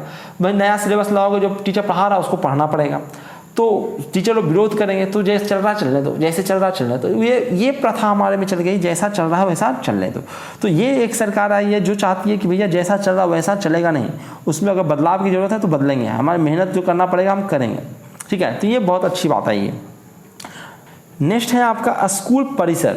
स्कूल परिसर के बारे में जानते हैं कि स्कूल परिसर स्कूल प्रशासन की न्यूनतम व्यवहार इकाई है। स्कूल जो परिसर है वह स्कूल प्रशासन की न्यूनतम व्यवहार इकाई है। एक सन्निहित भूगोल के भौतिक भीतर लगभग 30 पब्लिक स्कूल का क्लस्टर होगा। एक सन्निहित भूगोल के भीतर लगभग 30 पब्लिक स्कूलों का सेक्टर होगा। एक माध्यमिक विद्यालय और पड़ोस के अन्य पब्लिक स्कूलों का संकलन करता है, ठीक है। तो ये क्या है, इसके बारे में हम थोड़ा सा और डिटेल में डिस्कस कर लेते हैं। जैसे कि स्कूल परिसर क्यों, ठीक है। तो प्रभावी प्रशासन स्कूलों का कोई भौतिक स्थानांतरण नहीं, संसाधनों को साझा करना, जैसे प्रयोगशालाएं, पुस्तकालय, खेल सुविधाएं। देखो हर स्कूल में हर चीज़ की व्यवस्था नहीं होती है, तो ढेर सारे आपस में स्कूल है, तो ये हो सके कि यहाँ के स्कूल के बच्चे उस स्कूल के इक्विपमेंट को इस्तेमाल कर सकें, ठीक है। क्योंकि सरकार के ही सारे हैं, तो अगर यहाँ प्रयोगशालाएं हैं, अगर हर जगह हम नहीं दे सकते हैं तो वहाँ डेली यूज नहीं हो रहा है प्रयोगशाला का, ठीक है। सप्ताह में 1-2 दिन बंद ही रहता है, तो यहाँ के बच्चे जाके क्लास कर सके, प्रयोगशालाओं का, पुस्तकालयों का, खेल सुविधाओं का इस्तेमाल कर सके। हर जगह ग्राउंड बना पाना सरकार के लिए भी आसान नहीं होता, ज़मीन अभी उपलब्ध नहीं है। तो ये सब व्यवस्थाएं, ये है स्कूल परिसर क्यों बनाया जा रहा है, उसका ये है, ठीक है। शिक्षकों, परामर्शदाताओं और सामाजिक कार्यकर्ताओं को साझा करना, ठीक है। तो हम लोग वहाँ पे ये भी देखेंगे कि वहाँ के आसपास जो शिक्षक हैं, परामर्शदाता हैं, जो परामर्श देते हैं, जो इंटेलेक्चुअल जिसको पर्सन कहते हैं, वहाँ पर जो ज्ञानी लोग हैं जो उस लोकल के बारे में जानते हैं। जैसे वहाँ पर बैठ के सरकार क्या बता पाएगी कि वहाँ क्या सीखने की ज़रूरत है, क्या किस चीज़ में बच्चे अच्छे हैं यहाँ के बच्चे, तो वहाँ के लोकल लोग बताएंगे कि क्या होना चाहिए वहाँ। तो उनसे भी बात किया जाए, ठीक है। तो उनका सामाजिक कार्यकर्ताओं समाज से जुड़े रहते हैं, तो उनका भी उसमें मार्गदर्शन लिया जाए, ठीक है। एक साथ काम करने के लिए शिक्षकों का समुदाय बनाया जाए, ये सब स्कूल परिसर बनाने का फ़ायदा है, ठीक है। स्वामित्व लेने के लिए स्कूल प्रबंधन समितियां बनाई जाए, ठीक है, कि किसका मालिकाना हक किस पे होगा, क्या होगा, कौन स्कूल को देख रेख करेगा, ये सब सारी चीज़ों का व्यवस्था किया जाए। इसके लिए स्कूल परिसर बनाया जा रहा है, या कहिए कि बनाए जाने का प्रस्ताव रखा गया है। तो उम्मीद करते हैं आप स्कूल परिसर को समझ गए होंगे। स्कूल परिसर क्या है भाई, तो एक न्यूनतम व्यवहार इकाई है, व्यवहारिकता में लाने के लिए एक न्यूनतम इकाई है आपका स्कूल प्रशासन का, ठीक है। उसमें क्या होता है भाई, क्योंकि उसमें कम से कम 30 पब्लिक स्कूल का सेक्टर उसके अंदर स्कूल परिसर में आएंगे, ठीक है। और एक माध्यमिक विद्यालय और पड़ोस की अन्य पब्लिक स्कूलों का एक संकाय आपका एक स्कूल परिसर कहलाएगा, ठीक है। नेक्स्ट है आपका स्कूल शिक्षा का विनिमयन। ये क्या है भाई, तो इसमें है हितों के टकराव को खत्म करने के लिए अलग अलग निकायों द्वारा स्कूलों का विनिमयन और संचालन किया जाए, ठीक है। कि हितों का टकराव ना हो, इसको खत्म करने के लिए अलग अलग निकायों द्वारा स्कूलों का विलयन किया जाए और संचालन किया जाए, ठीक है। नया स्वतंत्र राज्य विद्यालय नियामक प्राधिकरण SSRA बनाया जाना है, ठीक है। स्कूल शिक्षा निदेशालय पब्लिक स्कूल प्रणाली का संचालन करना है। NCERT सभी शैक्षणिक मामलों का नेतृत्व करेगा, पूरा सबका हेड आपका NCERT ही होगा, ठीक है। शैक्षणिक मामलों का सबका नेतृत्व वही करेगा, यानी कि यही गवर्नमेंट तक जो भी गवर्नमेंट को पूछना है वो NCERT उसका नेतृत्व करेगा, ठीक है। NCERT का जैसे RBI सारा चीज़ें देखता है फाइनेंस का, उसी प्रकार से NCERT सारी शिक्षा वाली चीज़ें को देखेगा, ठीक है। राष्ट्रीय उपलब्धि सर्वेक्षण जारी रखना, ठीक है। राज्य द्वारा जनगणना आधारित राज्य मूल्यांकन सर्वेक्षण जारी रखना, ये सब सारा चीज़ इसके अंतर्गत आएगा। सार्वजनिक और निजी स्कूलों का एक ही मापदंड, बेंचमार्क और प्रक्रियाओं पर विनिमय, ठीक है। तो जो भी है आपका सार्वजनिक हो, चाहे वो गवर्नमेंट हो या फिर आपका निजी स्कूल हो, प्राइवेट स्कूल हो, सबका एक ही बेंचमार्क होना चाहिए, सबका एक ही मापदंड होना चाहिए। ये चीज़ें रखा गया है आपका स्कूल शिक्षा का विनियमन के अंतर्गत। नेक्स्ट है आपका शिक्षक के बारे में अगर हम बात करें, शिक्षक क्या है भाई, तो शिक्षक परिवर्तन है और पथ प्रदर्शक है। तो इसमें क्या है रखा गया कि 2022 तक पैरा शिक्षकों की प्रथा को समाप्त करना है। पैरा शिक्षकों की प्रथा को हमको 2022 तक समाप्त करने का टारगेट रखा गया है। पर्याप्त भौतिक अवसंरचना और शिक्षण संसाधन PTR पुनः डिजाइन किया गया शिक्षक पात्रता परीक्षा TET टीचर एलिजिबिलिटी टेस्ट लिया जाएगा। सारे टीचर जो होंगे टीचर एलिजिबिलिटी टेस्ट को पास करके ही आएंगे, ठीक है। और वो भी टीचर एलिजिबिलिटी टेस्ट जो होगा उसका पैटर्न फिर से सेट होगा, टीचरों का टेस्ट होगा, हर कोई टीचर नहीं बन सकता है, टीचरों का पूरा एक पैमाना होगा, ठीक है। और साक्षात्कार होगा और प्रदर्शन होगा। प्रदर्शन मतलब आपको डेमो देना है टीचिंग का, ठीक है। आपको ऐसे टीचर नहीं बनेंगे आप, पूरा आपको एक पहले तो TET देना है, टीचर एलिजिबिलिटी टेस्ट देना है टीचर बनने के लिए आपको, ठीक है।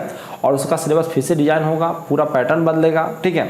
उसके बाद साक्षात्कार होगा, इंटरव्यू होगा आपका, उसके बाद प्रदर्शन डेमो देना होगा आपको, यानी पढ़ा कर दिखाना पड़ेगा कि आप पढ़ा पाते हैं कि नहीं पाते हैं। इतना करने के बाद आप टीचर बन सकते हैं।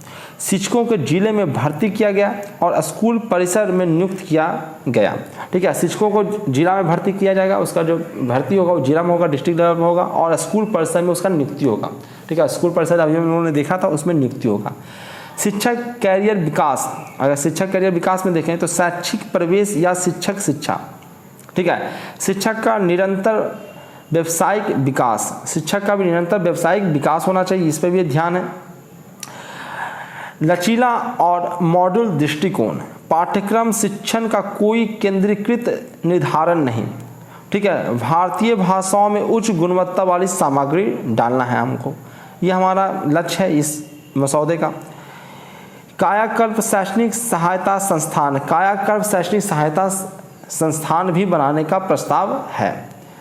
नेक्स्ट हम लोग चलते हैं सक्रिय, संलग्न और सक्षम संकाय। सक्रिय होना चाहिए, संलग्न होना चाहिए और सक्षम होना चाहिए। ऐसे संकाय के बारे में बात किया गया है इस मसौदे में। क्या है भाई? तो हर संस्थान में पर्याप्त संकाय होना चाहिए। संकाय मतलब फैकल्टी, ठीक है। फैकल्टी मतलब हर सब्जेक्ट का, मतलब अगर कोई भी संस्थान है, आपका स्कूल है, तो उसमें ऐसा नहीं कि भाई एक सब्जेक्ट का टीचर है बाकी सब्जेक्ट का टीचर नहीं है, तो ऐसा नहीं होना चाहिए। हर संस्थान में पर्याप्त संकाय होना चाहिए, यानी जो कंपलसरी चीज़ें वो तो होनी ही चाहिए, ठीक है। जैसे अगर साइंस की पढ़ाई होती है, साइंस का लेबोरेटरी वगैरह तो होनी चाहिए, ठीक है। जो इंपॉर्टेंट चीज़ें हैं वो सब चीज़ें होनी चाहिए। तदर्थ संविदा नियुक्तियों पर रोक, अकादमिक विशेषज्ञ शिक्षण क्षमताओं, सार्वजनिक सेवा के लिए प्रस्तावों पर आधारित संकाय भर्ती, अस्थायी रोजगार कार्यालय ट्रैक प्रणाली, सतत संकाय पेशेवर विकास, संकाय भर्ती, कैरियर की प्रगति, संस्थागत विकास योजना का हिस्सा, अकादमिक स्वतंत्रता के साथ संकाय को पाठ्यक्रम बनाने, अनुसंधान कार्य को आगे बढ़ाने के लिए सशक्त बनाया गया है, ठीक है। तो अकादमिक को स्वतंत्रता के साथ, अकादमिक को माने कोई भी स्कूल है उसको स्वतंत्रता दी गई है, स्वतंत्रता के साथ संकाय को भी पाठ्यक्रम बनाने, अनुसंधान कार्य में आगे बढ़ाने के लिए सशक्त बनाया जाएगा। यानी कि आपके जो भी स्कूल है, सरकार का ये फोकस है कि भैया अनुसंधान हो, रिसर्च हो, ठीक है। तो इस पे भी फोकस दिया जा रहा है कि बच्चों में रिसर्च की, देखो स्कूल लेवल पर रिसर्च नहीं हो पाएगा, लेकिन उसमें रिसर्च की भावना बढ़ेगी बच्चों में। अगर भावना बढ़ेगी तो वो आगे जब कॉलेज में जाएंगे तो वहाँ पर रिसर्च में जाने की वो कोशिश करेंगे, ठीक है। दूसरा एक तो ये रिसर्च हुआ, दूसरा है कि पाठ्यक्रम में रिसर्च। पाठ्यक्रम में यानी कि वो सिर्फ वही किताबी कीड़ा ना बने।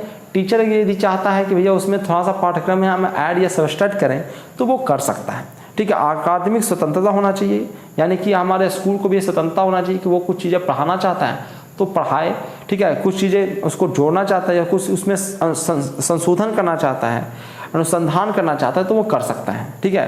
तो ये स्वतंत्रता के साथ संकाय को पाठ्यक्रम बनाने, वो कैसे पढ़ाएगा, देखो कुछ कंपलसरी चीज़ें रहेगी जो एनसीईआरटी डिसाइड करेगा कि ये तो पढ़ाना है आपको, इसमें पास कराना है, इसका तो एग्जाम हम लेंगे, ठीक है। तो वो तो कराना ही पड़ेगा हर स्कूलों को, ठीक है। पर इसके अलावा अगर पाठ्यक्रम वो बनाता है उसकी स्वतंत्रता होगी स्कूलों को, ठीक है। अनुसंधान कार्य को आगे ले जाने की स्वतंत्रता होगी, बढ़ाने में उसको सशक्त किया जाएगा स्कूलों को, ठीक है।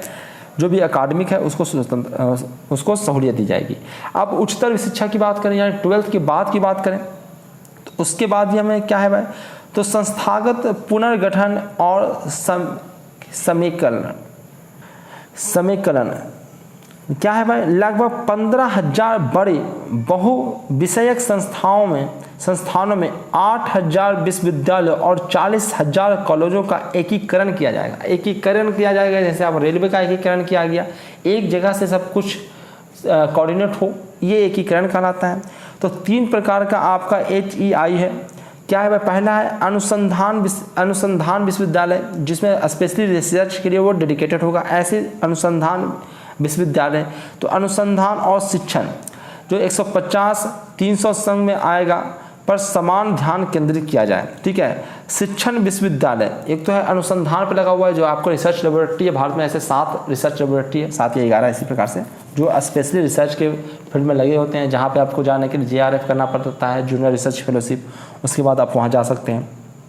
शिक्षण विश्वविद्यालय अनुसंधान के साथ शिक्षण पर प्राथमिक ध्यान, इसमें अनुसंधान तो शिक्षण विश्वविद्यालय ऐसा नहीं कि उसमें अनुसंधान नहीं करना, पर अनुसंधान के साथ आपको प्राथमिक शिक्षा पर भी ध्यान देना है, जो आपको विशेष सिलेबस है उसको पढ़ना है।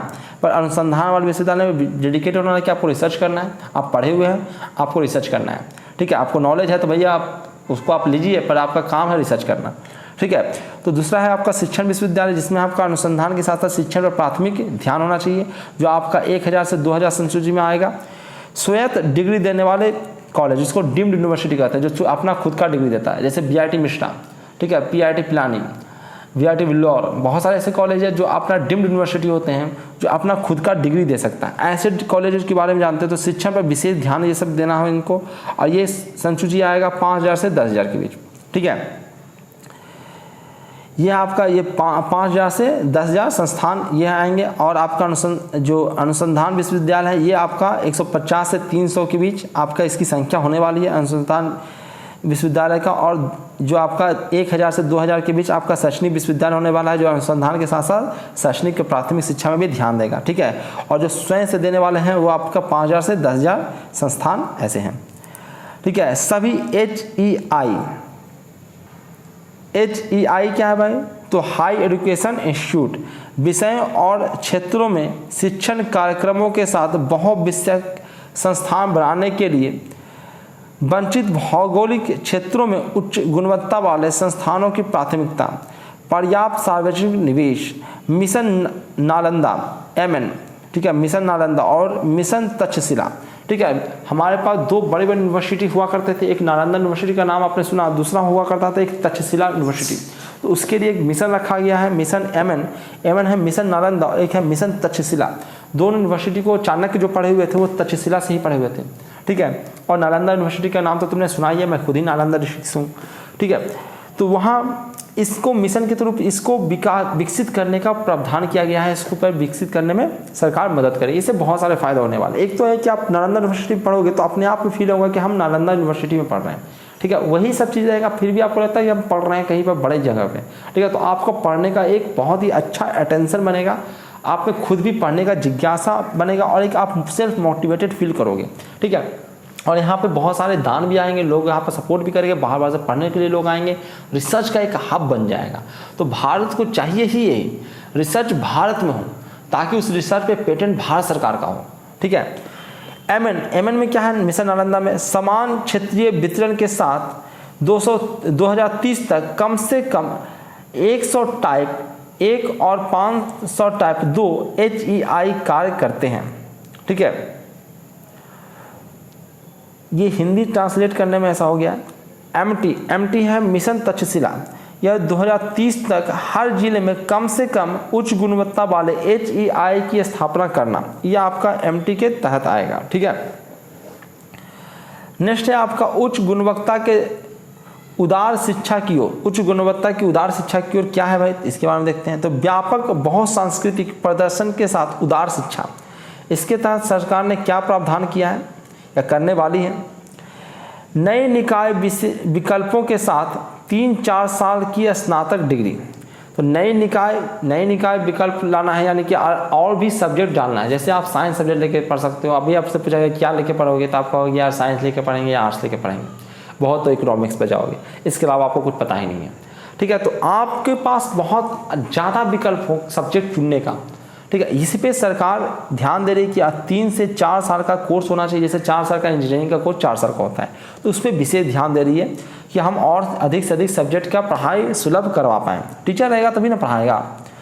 4 साल का कार्यक्रम उदार कला शिक्षा के स्नातकोत्तर मेजर और माइनर्स, इसकी व्यवस्था 3 वर्षीय कार्यक्रम हो, वो है स्नातक की डिग्री, ठीक है। 2 साल की का जो कार्यक्रम होगा उसको डिप्लोमा या 1 साल के प्रमाण पत्र के साथ निकास, ठीक है। भाई या तो आपको 2 साल में डिप्लोमा दे देगा वो, ठीक है, 2 साल आपने काम किया तो डिप्लोमा दे के निकालेगा, या फिर 1 साल के साथ आपको प्रमाण पत्र देकर वो निकाल सकता है, ठीक है। 3 से 4 सालों 3 और 4 दोनों सालों के कार्यक्रम अनुसंधान कार्य के साथ ऑनर्स की डिग्री। तो ये आपका देगा, इस प्रकार से डिग्री देगा कि मतलब किस प्रकार से डिग्रियां आपको मिलने वाला है। 4 साल आप कंप्लीट करते हैं तो 4 साल का जो कार्यक्रम होगा उसमें उदार कला, ठीक है, शिक्षा के स्नातकोत्तर का आपका डिग्री मिलेगा, स्नातकोत्तर का, ठीक है, मेजर और माइनर्स की डिग्री मिलेगा इसमें। 3 वर्षीय कार्यक्रम में आपको स्नातक की डिग्री मिलेगी। 2 साल की आपका कार्यक्रम है आपका, तो आपको डिप्लोमा का डिग्री मिलेगा। और अगर आप इसको कंप्लीट नहीं कर सकते हैं तो 1 साल का प्रमाण पत्र देकर आपको निकाला जा सकता है।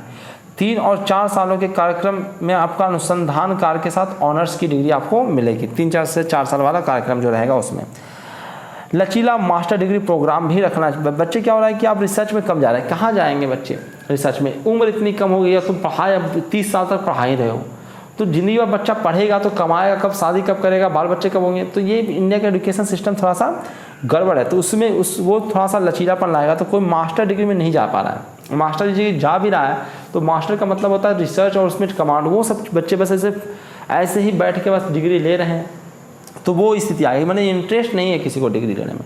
मास्टर डिग्री में या तो मजबूरी में ऐसे ही बैठा है तो चलो डिग्री लगेगा ले लेते हैं, तो वो स्थिति है।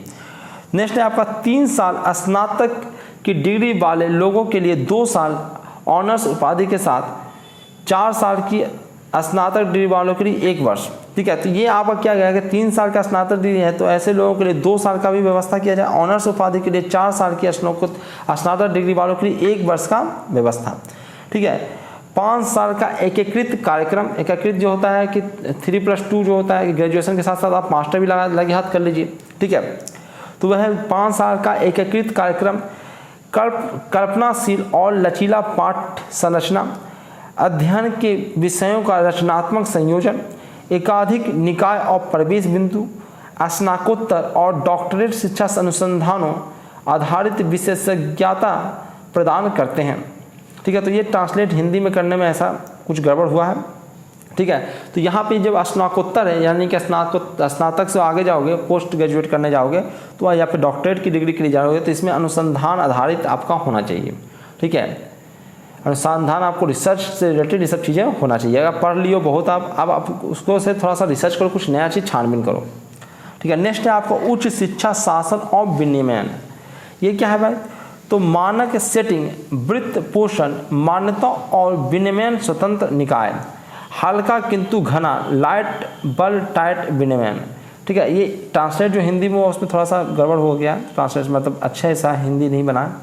राष्ट्रीय उच्चतर शिक्षा नियामक प्राधिकरण NHERA, विद्यालय अनुदान आयोग, उच्च शिक्षा अनुदान परिषद में परिवर्तित, व्यावसायिक मानक सेटिंग वाइडिज, PSSB, पेशेवर अभ्यास और शिक्षा के लिए मानकों को निर्धारित करें, सामान्य शिक्षा परिषद, राष्ट्रीय उच्चतर शिक्षा योग्यता फ्रेमवर्क का विकास, नियमन के लिए आधार के रूप में प्रत्यायन, NAA प्रत्यायन और पारिस्थितिकी तंत्र का विकास, उच्च शिक्षा के राज्य विकास विभाग निजी स्तर पर शामिल, उच्च शिक्षा के राज्य परिषद सहकर्मी सहायता और सर्वोत्तम अभ्यास साझा करने की सुविधा, सार्वजनिक और निजी संस्थानों के लिए समान नियामक शासन, निजी परोपकारी पहल को प्रोत्साहन।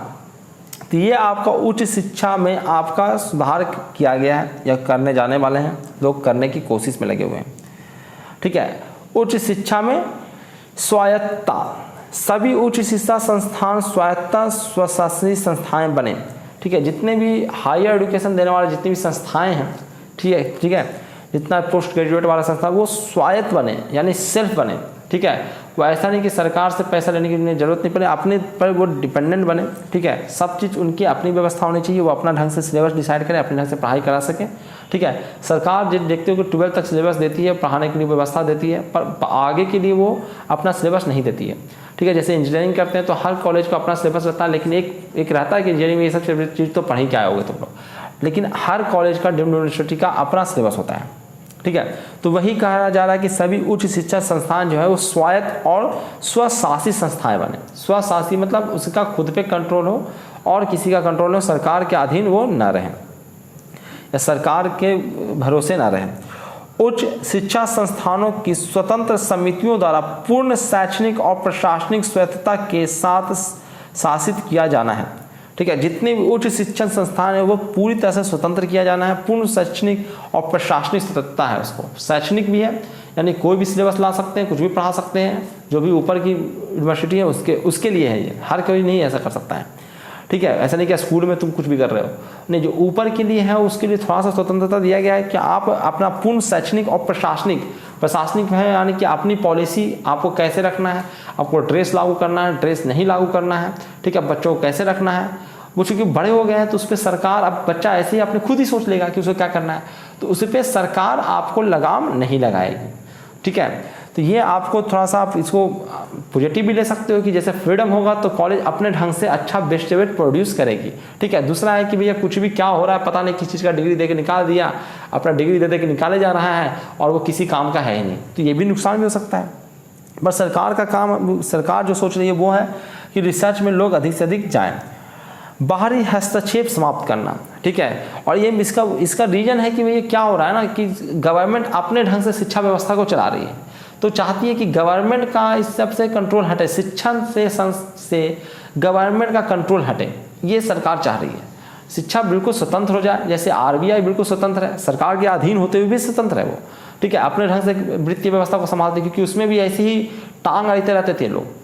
जो सरकारी कर्मचारी थे या मंत्री था वो टांग ऐसे ही अड़ते रहता है, तो जानता है कि वहाँ पे अर्थव्यवस्था भारत की डूब जाएगी।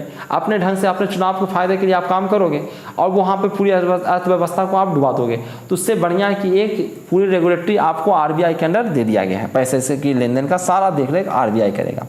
ठीक है, क्योंकि सरकार को ऐसे भी उतना ज़्यादा ज्ञान होता नहीं है, अनपढ़ गंवार मंत्री बन जाते हैं। तो इसीलिए आपको शिक्षा में भी आपको बाहरी हस्तक्षेप को समाप्त करना है। संस्थागत प्रतिबद्धता के साथ उच्च क्षमता वाले व्यक्तियों को कार्य नियोजित करना है। तो संस्थागत प्रतिबद्धता, जो उस संस्था से प्रतिबद्ध हैं यानी कि उससे रिलेटेड लगन है, उसमें इंटरेस्ट है, उनके साथ उच्च क्षमता वाले, ठीक है, व्यक्तियों को कार्य नियोजित करना, वहाँ पे जॉब पे रखना है जो उसके लिए डेडिकेटेड हो कि हमको इसको अच्छी ऊंचाई पे ले जाना है। ठीक है, इस इंस्टीट्यूट का नाम करवाना है, यहाँ से रिसर्च करके निकले, यहाँ के बच्चे जो हो ब्रांड निकले और यहाँ के बच्चे सब दुनिया में नाम करें। तो ऐसे जो लोगों की सोच है, ऐसे लोगों को वहाँ पे जॉब देना है, यानी कि जो हायर पोस्ट पे अथॉरिटी होंगे वो ऐसे लोग हों। ठीक है, और उसमें उच्च क्षमता भी हो, ऐसा नहीं कि बस सोचें, उसके पास काबिलियत भी हो, ऐसे लोगों को वहाँ पे पहुँचाया जाए। कार्यक्रम शुरू करने और चलाने के लिए पाठ्यक्रम, छात्रों की क्षमता और संसाधनों की आवश्यकता निर्धारित करना। ठीक है, तो ये भी है कि आप कार्यक्रम को शुरू करने और चलाने के लिए पाठ्यक्रम निर्धारित करना, छात्र की क्षमता, संसाधनों की आवश्यकता निर्धारित करना, शासन और लोगों के प्रबंधन के लिए आंतरिक प्रणाली विकास करना, इसे सब की व्यवस्था करें। संबद्धता, संबद्ध महाविद्यालयों को उपाधि देने वाले स्वायत्त महाविद्यालयों के रूप में विकसित करना। ठीक है, जो संबद्ध महाविद्यालयों को उपाधि देने वाले स्वायत्त यानी कि डीम्ड यूनिवर्सिटी में हम डेवलप कर रहे हैं ताकि वो खुद का अपना डिग्री दे सकें। ठीक है, ऐसा नहीं कि एक यूनिवर्सिटी के अंदर ढेर सारे एफिलिएटेड कॉलेज होते हैं और सब अपना अपना कर किया जाता है। तो हम डीम्ड यूनिवर्सिटी बनाना चाहते हैं जो अपना ही डिग्री दे सके। ठीक है, कि फलाना कॉलेज का डिग्री, तो क्या होगा कि तुम अगर अपना इंस्टीट्यूट का लेवल गिराओगे तो तुम्हारे यहाँ कोई एडमिशन नहीं देगा, डिग्री का वैल्यू कम जाएगा। जैसे फलाना यूनिवर्सिटी से पास होकर बच्चे आ रहे हैं, वो कुछ कर ही नहीं सकते, तो तुम्हारे कंपनी में आए थे, एक बच्चा आ गया तो तुम्हें क्या होगा, तुम कहें यार फलाना कॉलेज से पास हो, क्या हो यार, जाओ तो यहाँ से, तुमको से कुछ नहीं होगा। तो अपने आप वहाँ पर खराब होगा माहौल, तो अपने आप क्या करेंगे, वहाँ के बच्चे एडमिशन नहीं लेंगे। तो हर कॉलेज को ये करना पड़ेगा कि हम बच्चों को सही ढंग से शिक्षा दें। तो आप स्वतंत्र जरूर हैं, पर आलतू फालतू डिग्री देके भेजोगे तो आपके यहाँ जाएगा ही नहीं कोई। ठीक है, तो आपको अपने काबिल बच्चे प्रोड्यूस करना ही पड़ेगा। तो स्वायत्त महाविद्यालयों के रूप में विकसित करना, संबद्ध विद्यालयों पर जीवंत बहुविषयक संस्थानों के रूप में विकसित होंगे। ठीक है, तो ये सब व्यवस्था, ये सब सोच है गवर्नमेंट की, और इसी सोच के साथ ये सब चीज़ें लाया गया है। पेज नंबर 11 में देखते हैं, अध्यापक व्यावसायिक शिक्षा को उच्च शिक्षा में एकीकृत करना। ठीक है, इस पे भी है, अध्यापक व्यावसायिक शिक्षा को उच्च शिक्षा में एकीकृत करना। क्या है भाई, तो अध्यापक की शिक्षा बहुविषयक संस्थानों में 4 वर्षीय एकीकृत शिक्षा यानी स्नातक मतलब जो है, वर्तमान में 2 वर्षीय बीएड पाठ्यक्रम 2030 तक जो है तक जारी रहे। ठीक है, तो ये जो टीचर बनने वाले उसको भी तो सिखाना है, उसको भी तो पढ़ाना है, तो आपको उसको भी सिखाने के लिए क्या करना है, तो बीएड होता है। ठीक है, बैचलर इन एजुकेशन, तो उसमें क्या है, तो उसका जो पाठ्यक्रम है 2030 तक जारी रहे। जो वर्तमान में जो है 2 वर्षीय बीएड का पाठ्यक्रम है वो 2030 तक जारी रहेगा, इसी तरह चलता रहेगा। ठीक है, बहुविषयक संस्थाओं में 4 वर्षीय एकीकृत शिक्षा, स्नातक होगा शिक्षा में, आप स्नातक यानी कर सकते हो, 4 वर्षीय भी कर सकते हो आप।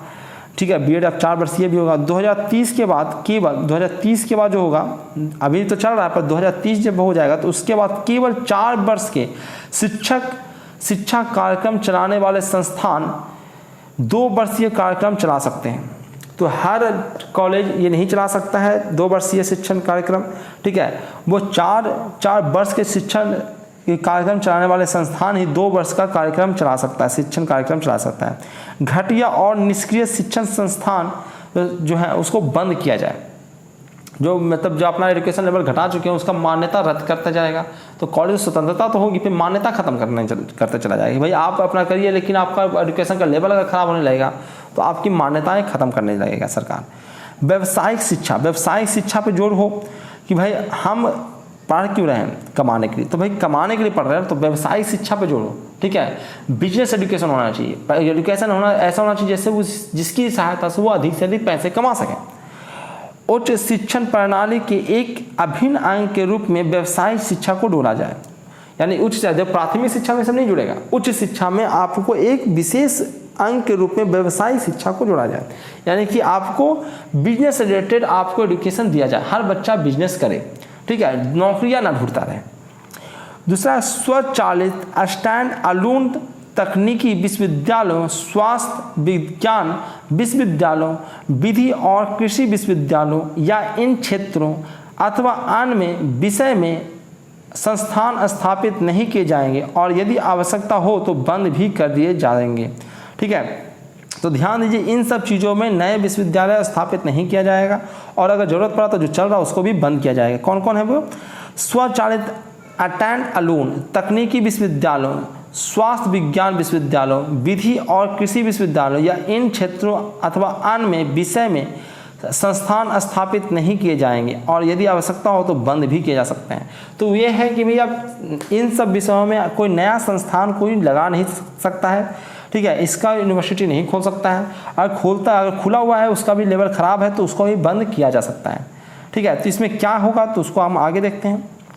व्यावसायिक और सामान्य शिक्षा प्रदान करने वाले संस्थानों को 2030 तक दोनों पाठ्यक्रम चलाने वाले संस्थानों के रूप में व्यवस्थित रूप से विकसित होना चाहिए, ठीक है। जितने जो है व्यावसायिक और समान शिक्षा देने वाले प्रदान करने वाले सभी संस्थानों को 2030 तक दोनों पाठ्यक्रम चलाने वाले संस्थानों के रूप में व्यवस्थित रूप से विकसित होना चाहिए, यानी व्यवसायिक जो ज्ञान रहे वो समान शिक्षा का भी ज्ञान दे और दोनों को मर्ज करे और 2030 तक ये कर ले, वो 10 साल का उसको समय दिया गया, ठीक है। नेक्स्ट है आपका इष्टतम शिक्षण वातावरण, छात्र सहायता, ODL, अंतर्राष्ट्रीयकरण और शैक्षणिक प्रौद्योगिकी। ये इसमें क्या क्या किया गया है? तो राष्ट्रीय उच्चतम शिक्षा योग्यता का फ्रेमवर्क, परिणाम आधारित और साख आधारित, ये आपको किया गया।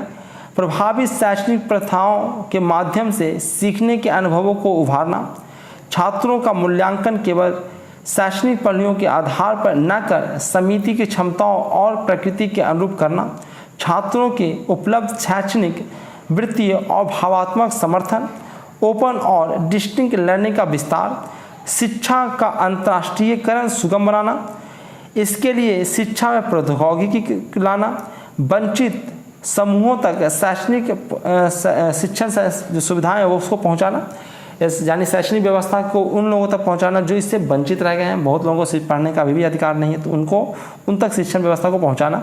शिक्षा योजना प्रशासन और प्रबंधन, राष्ट्रीय शैक्षिक प्रौद्योगिकी फोरम एक स्वायत्त निकाय प्रौद्योगिकी के उपयोग, तैनाती का निर्णय लेने की सुविधा का प्रदान करना, शैक्षणिक डेटा का राष्ट्रीय भंडार, शैक्षणिक डेटा का राष्ट्रीय भंडार जिसमें अभी सरकार कोरोना के समय ही शुरू किया है कि सबसे वो डेटा मांग रहा है। डेटा मतलब होता है कि आप सबका कंटेंट दीजिए, आप अगर टीचर है तो अपना नोट्स बनाइए और सरकार को भेजिए, ठीक है। तो एक डिजिटल प्लेटफॉर्म, एक शैक्षणिक डेटा का राष्ट्रीय भंडार बनाना है उनको, ठीक है। संस्थानों, शिक्षकों और छात्रों के लिए रिकॉर्ड का रख रखाव करना है। तो ये सब चीज़ें आपको सरकार करने जा रही है। नेशनल रिसर्च फाउंडेशन NRF की भी व्यवस्था की जा रही है, ठीक है। ये क्या है भाई? NRF नेशनल रिसर्च फाउंडेशन क्या है भाई? तो स्वायत्त निकाय संसद के एक अधिनियम के माध्यम से स्थापित किया जाएगा। संसद में पहले ही अधिनियम है, ठीक है। उसके तहत एक स्वायत्त निकाय की स्थापना की जाएगी जो NRF कहलाएगा, नेशनल रिसर्च फाउंडेशन कहलाएगा। रुपया 20,000 करोड़ का वार्षिक अनुदान, अगले दशक में उत्तरोत्तर वृद्धि। तो इसमें कम से कम तो आपका जो इसमें खर्चा होगा बजट का वो होगा 20,000 करोड़ रुपये का इसमें अनुदान आएगा, ठीक है। यानी सरकार इस पर खर्च करेगी नेशनल रिसर्च फाउंडेशन में, ठीक है। और इसमें धीरे धीरे हर साल बढ़ोतरी भी करेगी, अगले दशक में उत्तरोत्तर वृद्धि भी आएगी। फाउंडेशन के काम के दायरे में शामिल होंगे, क्या क्या इसके काम के दायरे में रहेंगे भाई, ये फाउंडेशन क्या क्या करेगा? तो देखिए क्या क्या करेगा। तो ये है कि एक प्रतिस्पर्धी सहकर्मी समीक्षा आधारित प्रक्रिया के माध्यम से विषयों में अनुसंधान अनुदान। तो ये क्या करेगा, जो यूनिवर्सिटी अच्छा रिसर्च कर रहा है तो उसको पैसा का अनुदान देगा, ताकि और बेहतर आप शिक्षण व्यवस्था में आप रिसर्च काम को करिए। तो सबको एक तरह से मोटिवेट करेगा। तो ये फाउंडेशन क्या करेगा? ये फाउंडेशन करेगा, सबसे पहले देखा एक प्रतिस्पर्धी सहकर्मी समीक्षा, ये सब चीज़ें करेगा वो, आधारित प्रक्रिया के माध्यम से सभी विषयों में अनुसंधान अनुदान देगा।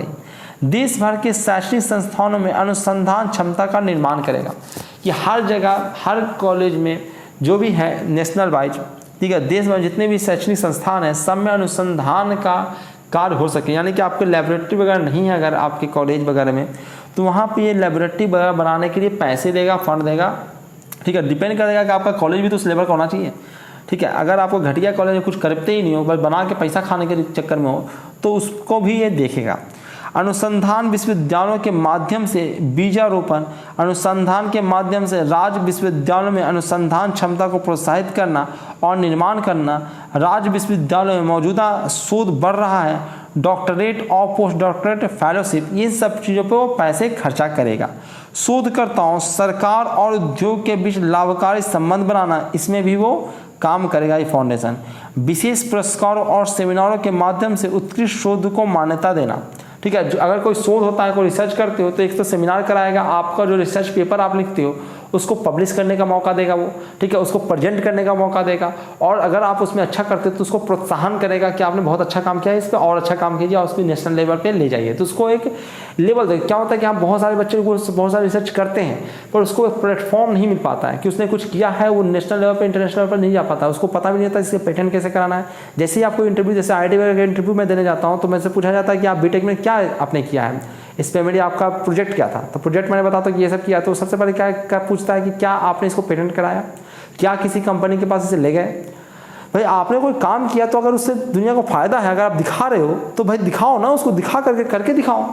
आप कोई गाड़ी बनाए कि भाई मैंने पानी चलने वाला गाड़ी बनाया, तो भैया अगर ऐसा पॉसिबल है तो क्या दिक्कत आई, क्यों नहीं बन रहा है। आज रियल लाइफ में बनना चाहिए ना। हर कॉलेज में रिसर्च हो रहा है, हर कोई कह देता है कि हम पानी से गाड़ी चला रहे हैं, ऐसा नहीं हो सकता है। पानी से गाड़ी चल जरूर जाएगा, कोई बड़ी चीज़ नहीं है, पर वो बहुत महंगा पड़ेगा, वो आपको नुकसान कर देगा, और ठीक है, और आपको नुकसान करेगा। आपको पानी से गाड़ी चला रहे हैं उसमें करो नुकसान के लिए। एनर्जी को भी तो पढ़ो, हम लोग एनर्जी थर्मल इंजीनियर है ना, तो हम लोगों ने पढ़ा है, तो आपको और ज़्यादा भाई एनर्जी कहीं ना कहीं से तो एनर्जी लाओगे, तो एनर्जी और ज़्यादा व्यय होगा, आपको और ज़्यादा खर्चा पड़ेगा, ठीक है, नुकसान ज़्यादा होगा उसमें। इसको मैं किसी और वीडियो में डिटेल में डिस्कस करूंगा, यहाँ पे वीडियो ऐसे ही बड़ा हो रहा है। तो NRF की शुरुआत करने के लिए 4 प्रमुख विभाग होंगे।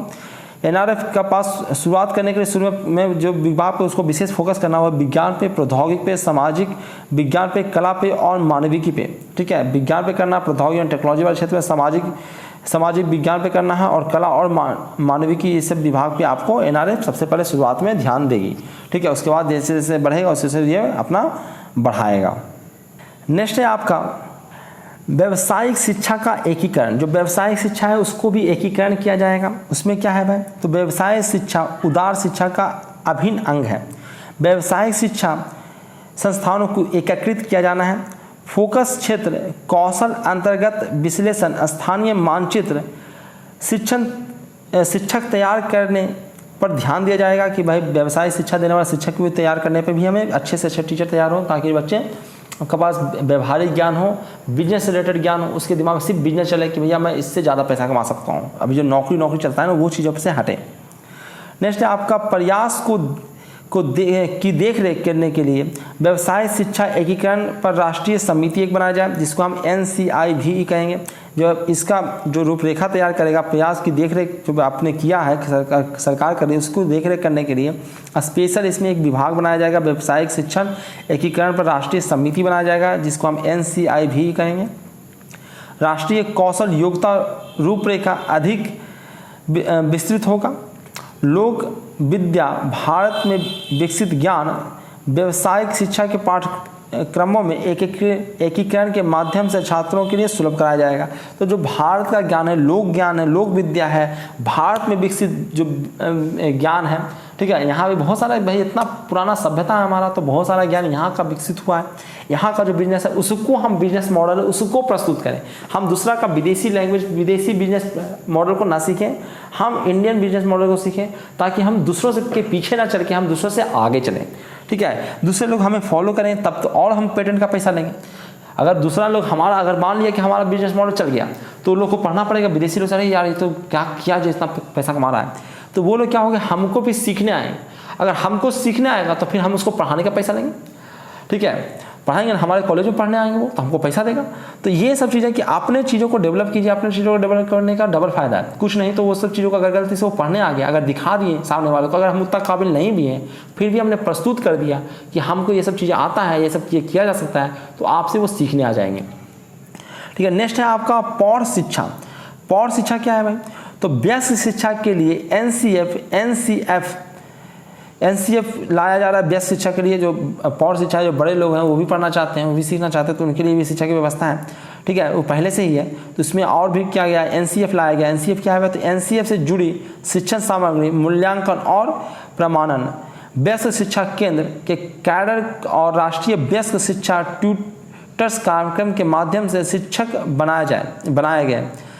मौजूदा तंत्र में प्रतिभागियों की पहचान करने के लिए लाभ उठाया, सामुदायिक स्वयंसेवकों ने प्रोत्साहित किया, बड़े पैमाने पर जन जागरूकता लाना, महिलाओं की साक्षरता पर विशेष जोर देना। ये प्रौढ़ शिक्षा के तहत ये सब चीज़ें किया जा रहा है। उसके बाद भारतीय भाषाओं का प्रचार, ये भी करने पर देखो ये गवर्नमेंट बहुत अच्छे से थॉट लेके आ रही है, पर अलग बात है कि इसको ये कर पाती है कि नहीं कर पाती, क्योंकि इंडिया का ना सिस्टम बहुत ही रसिस्ट है। ये कुछ भी बदलाव करने जाओगे तो वो आपको ही बदल देगा, वो बदलना नहीं चाहता है। और रीज़न है कि इतना बड़ा देश है, इतनी ज़्यादा जनसंख्या है, और किसी को तकलीफ तो होना ही है, किसी न किसी को, और जिसको तकलीफ होता है वो आंदोलन स्ट्राइक करना शुरू कर देता है। तो कोई बदलना नहीं चाहता। ऑब्वियस ही बात है, इतना तुम चेंज करोगे तो जो धर्रे से भाई इनर्सिया हर किसी में होता है। आप सुबह उठना नहीं चाहते हो तो हर कोई चाहता है कि भैया हमको एक्स्ट्रा पढ़ना पड़ेगा ना, टीचर को पैसा सैलरी मिल नहीं रहा टीचर को, अब उसको नया किताब पढ़ना पड़ जाएगा।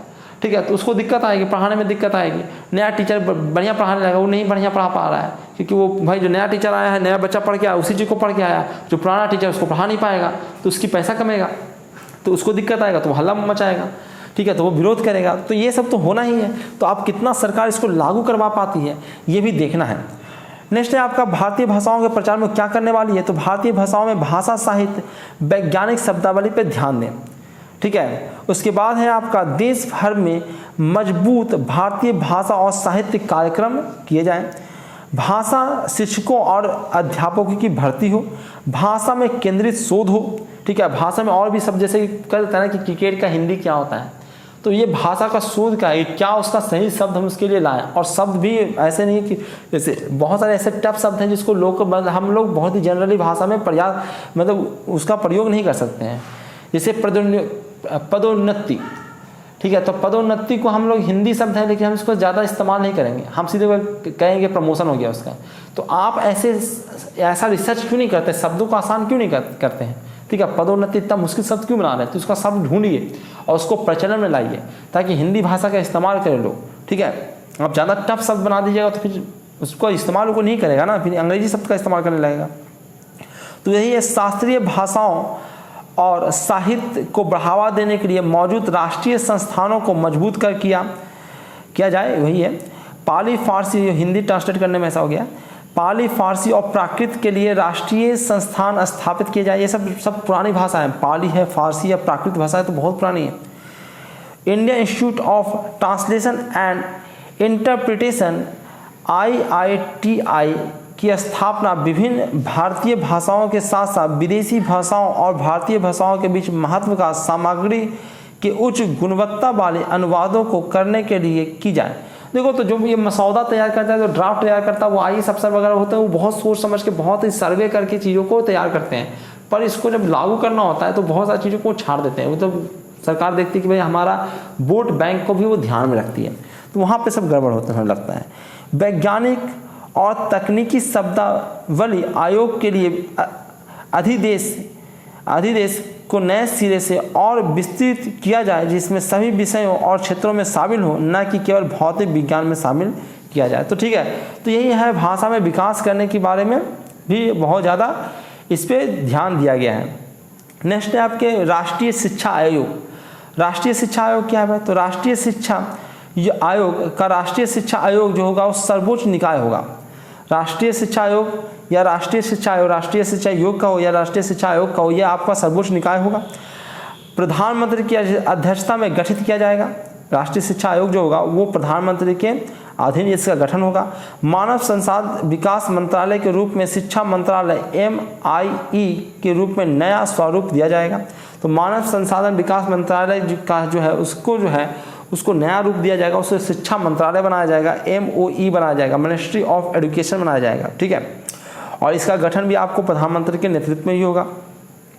केंद्रीय शिक्षा मंत्री उपाध्यक्ष के तौर पर दिन प्रतिदिन के मामलों की जिम्मेदारियों से सीधे निर्वहन करेंगे। जो केंद्रीय शिक्षा मंत्री होगा वो उपाध्यक्ष के तौर पर इसका उपाध्यक्ष होगा और उसके तौर पे वो दिन प्रतिदिन के मामलों में जिम्मेदारियों के सीधे निर्वहन करेंगे। आयोग के गठन का प्रख्यात शिक्षाविद शोधकर्ता केंद्रीय मंत्री शामिल होंगे। आयोग में के गठन में कौन कौन से होगा? तो प्रख्यात शिक्षाविद, शोधकर्ता, रिसर्चर होंगे, शिक्षाविद होंगे और मंत्री भी उसमें होंगे। विभिन्न राज्यों के मुख्यमंत्री का भी प्रतिनिधित्व होगा, क्योंकि भैया उसके भी क्षेत्र को देखना है ना कि आप एजुकेशन जो बनाती है, शिक्षा है, हर बच्चे को पढ़ना है। ठीक है, तो वहाँ का लोकल को रिप्रेजेंट करना बहुत जरूरी है। आपका जो राज्य भी बांटा गया है वो भाषा के आधार पर बांटा गया है। ठीक है, भूगोल के आधार पर नहीं बांटा गया, उसको भाषा के आधार पर बांटा गया।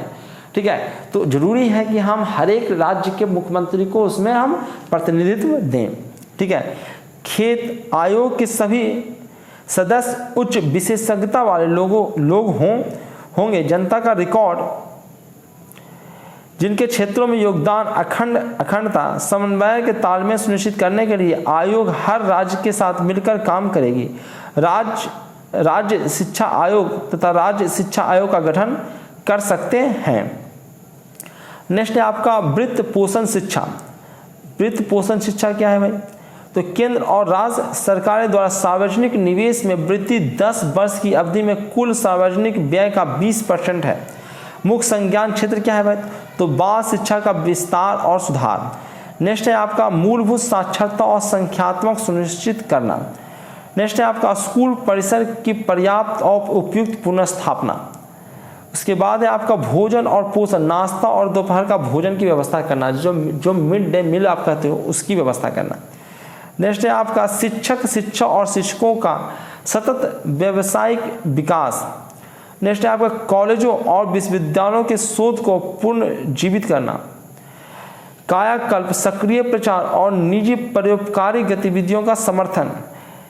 चिकना समय पर धन पर उचित प्रवाह, प्रोबिटी का प्रयोग और उपयोग। शिक्षण के व्यवसायीकरण पर बंद करो। ठीक है, यानी कि बंद करो, ये ट्रांसलेट करने में ऐसा हो गया है, शिक्षा के व्यवसायीकरण को आप बंद किया जाए, इस पे जोर दिया गया है। सार्वजनिक शिक्षा में पर्याप्त निवेश, सार्वजनिक शिक्षा में हम पर्याप्त पैसा लगाएं, सरकार लगाए। ठीक है, तो चलिए इसी तरह से हम इसको खत्म करते हैं। काफ़ी लंबा वीडियो बन गया, लेकिन उम्मीद करते हैं आपको फायदा हुआ होगा। काफ़ी पूरा ड्राफ्ट ही आपको दिखा दिया, जो उसके मुख्य बिंदु थे सबको हमने डिस्कस कर लिया।